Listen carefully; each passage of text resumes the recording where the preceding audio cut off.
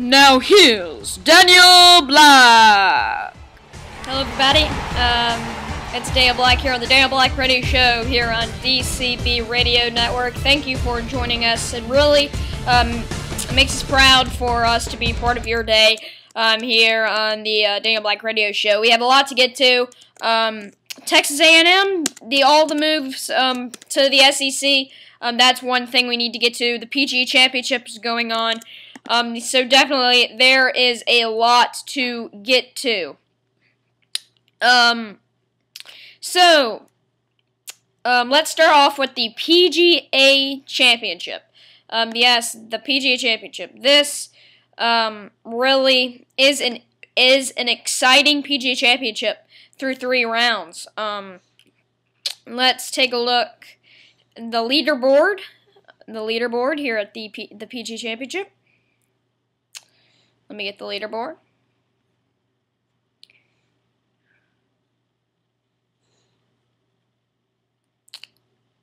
Okay, there are a lot of United States players here in the leaderboard. Here in the top 10, tied for first at 7 under par is Jason Dufner and Brendan Steele.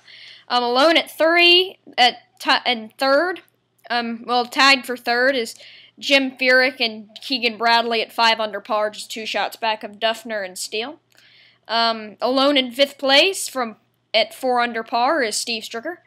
There are tons of players tied for 6th at 3 under par. That is Scott Verplank, Adam Scott, John Sinden, Brant Jobe, and Andres Hansen. There is definitely a lot of sports going on. That was the PGA Championship. I've been asking a lot of people, which is it Tiger the most important story, or is it something else that's going on in the PGA Championship? Clearly, Tiger's the most important story. He finished with 13 over par. He missed the cut by 12 strokes. It's not 12 strokes. I meant 9 strokes, which is, I'm not sure how many strokes, but I know it was some embarrassing amount of strokes. I believe he finished 13 over par through 2 rounds.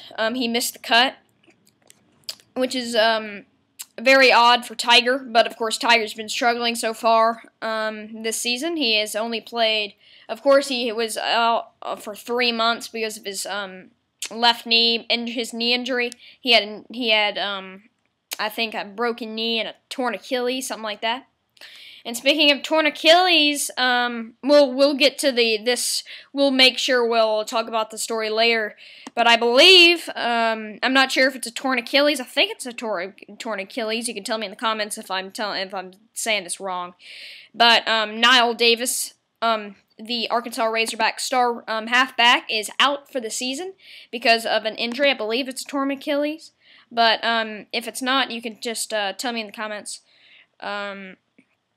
if it is or not a torn Achilles. So, yeah, now back to the PGA Championship. Yeah, Tiger Woods really has messed up. His old caddy Steve Williams, who won 13 majors together and 72 total tournaments together. They split up, and then Steve Williams went with Adam Scott, who won last week in Tiger's return tournament.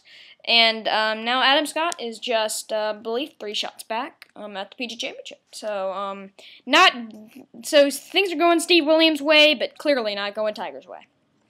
Now let's go to the NCAA football. Let's go to the NCAA football, but before that, we will stop for this commercial break here on the Daniel Black Radio Show on DCB Radio, presented by the Commercial Guarantee.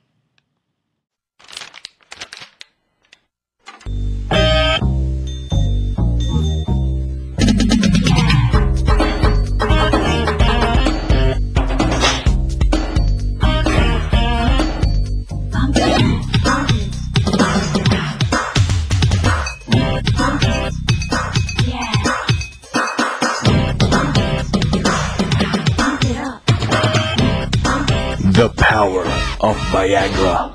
Yes, welcome back to the Daniel Black Radio Show presented by Viagra.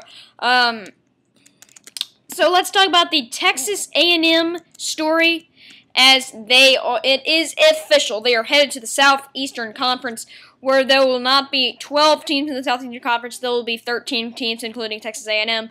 Joe Schad of ESPN.com really wrote a great report. If you want to see that report, it'll be a link to it in the description below.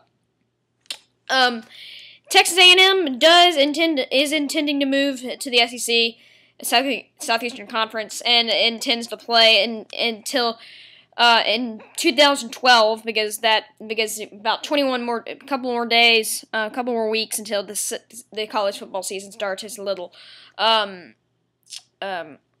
time to start playing and get everything. And also, there are some more teams that could, not official yet, but could go to the Southeastern Conference. One team is from the same conference that Texas A&M was in, the Big 12. That's Missouri. And the other two are from the ACC, the Atlantic Coast Conference. That is Florida State and Clemson. Those three teams could go to the Southeastern Conference too, as well with Texas A&M. This is the second time this year that Texas A&M has had intent on going into the Southeastern Conference. And it's definitely a big story. It's been going on basically all day in the sports world.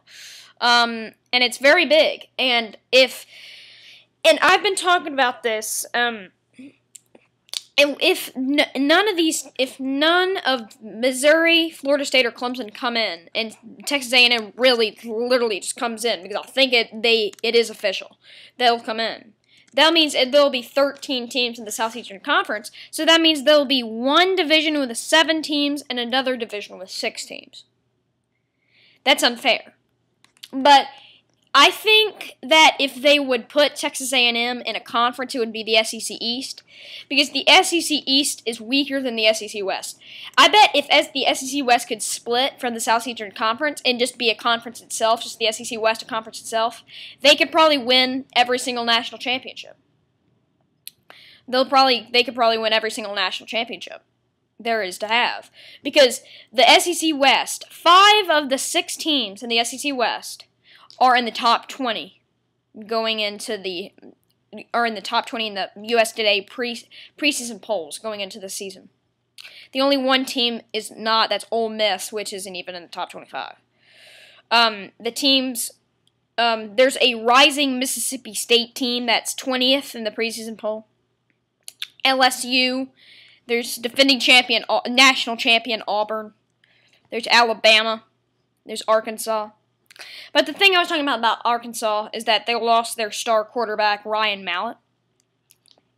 And they also, because of an injury, as I was talking about earlier in this show, their All-American running back, Niles Davis, is out for the season because of an injury. So if they would put Texas A&M in a division, it would clearly have to be the SEC East, because the SEC West, I bet if they could used to be one conference, they could be stronger than the SEC, in the SEC East. Because SEC West is definitely the strongest division in all of college football. No, there's no comparison. They are the best division in the college football, the SEC West. And, but if they do have those additional 3 teams coming into the Southeastern Conference, I think to give the SEC East a chance, the teams that they would want to put in the SEC East are Texas A&M and Florida State. I think they should put, if those other 3 teams are coming in, I think the 2 teams they should put in the SEC East are Texas A&M and Florida State, to give the SEC East 2 good teams, 2 really good teams. In the SEC West, they would put in Missouri and Clemson. I'm not saying that Missouri and Clemson aren't good. They're just not as good as Florida State and Texas A&M. The thing that would shock me is if they put Texas A&M and Florida State in the SEC West. That would give SEC West so much strong. That would just blow me away, because the SEC West has already too many good teams. Also, I think a pretty good match for the SEC East is Missouri and Florida State. or Clemson and Florida State. I mean, either one, I mean, it's a very confusing matter. But Mike Slive, who's the commissioner of the Southeastern Conference, if he has a reason why he would want to put Texas A&M, Missouri, Florida State, and Clemson in the Southeastern Conference, it's because because he wants to win more national championships. Because right now, the Southeastern Conference has 12 teams, and overall in the Southeastern Conference. If they would put these extra 4 teams in, they would give them 16 teams, and that would give them definitely more firepower, because all 4 teams that they could put in are amazing teams, and still, they could easily win national championships. And I mean, the Southeastern Conference, even without those 4 teams, have already won the last 5 national championships. 2006 with Florida, 2007 with LSU, 2008 with Florida, 2009 with Alabama, and 2010 with Auburn. The Southeastern Conference, even without Texas A&M, Missouri, Florida State, and Clemson, has won the last 5 national championships. So the fact that Mike Slive would want to put more teams in the SEC for more national championships would surprise me, yet not surprise me. Because the reason why it would surprise me is because the Southeastern Conference has so much dominance in the past. But also another reason is that Florida is starting to lose power. Ole Miss is starting to lose power.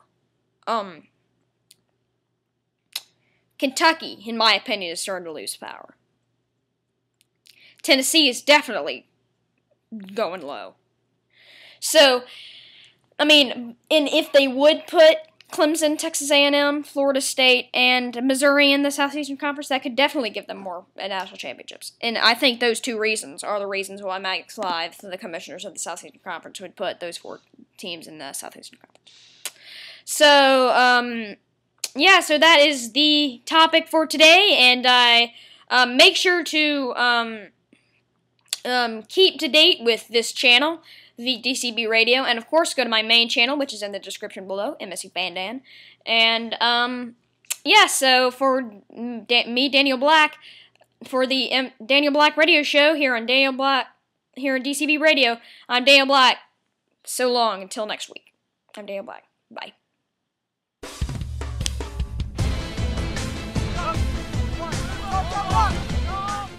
Thank you for watching the Daniel Black Radio Show.